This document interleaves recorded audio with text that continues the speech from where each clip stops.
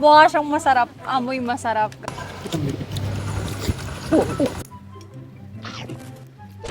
Hello everybody! This is Michelle at tara, kain tayo. So for today's video mga beshi ko, ang cravings natin ay lomi! Oh my God, since nandito na tayo sa Pilipinas, ang first stopover natin is dito sa Batangas. And nabalitaan po namin na masarap daw dito, kaya pumunta tayo dito. So mga beshi, naka-order na po tayo ng food, waiting na lang tayo. Sabaw. Apakadami! Alam nyo, tsaka dito mga beshi ko, kalamansi yung gamit. And mas gusto ko yung kalamansi kaysa sa lemon. Ang kalamansi sobrang mahal. Oo, parang nasa 300 pesos ang ilang peraso. Mga beshi ko, tapos na po yung ating sausawan. Meron tayong toyo, sibuyas, and nilagyan ko din ng sili.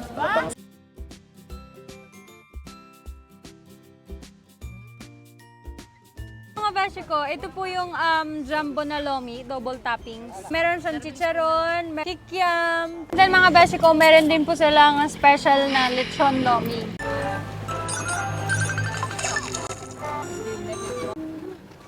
Mga beshi ko, ang laki ng difference sa Dubai, bukod dun sa mga sauce niya. Ano pa lang, yung sa amoy pa lang, alam mong ano talaga, original. Uy!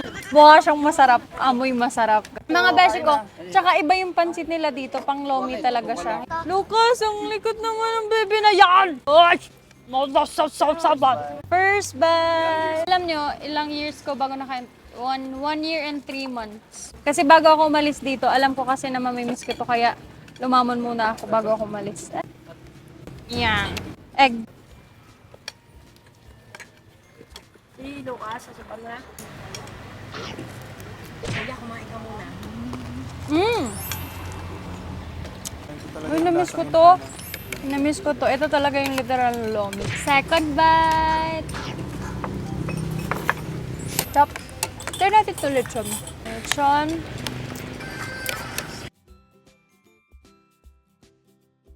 With lechon. Sarap.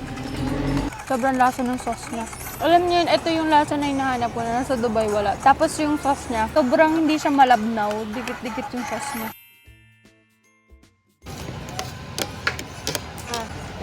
Dami in-order.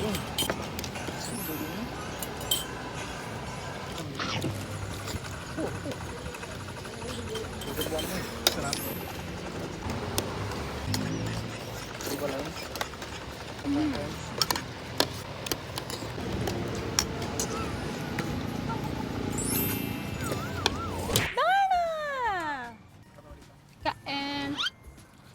Ibang-iba yung lasa niya sa Dubai. Lucas, ba't tayo ma? Sarap-sarap eh.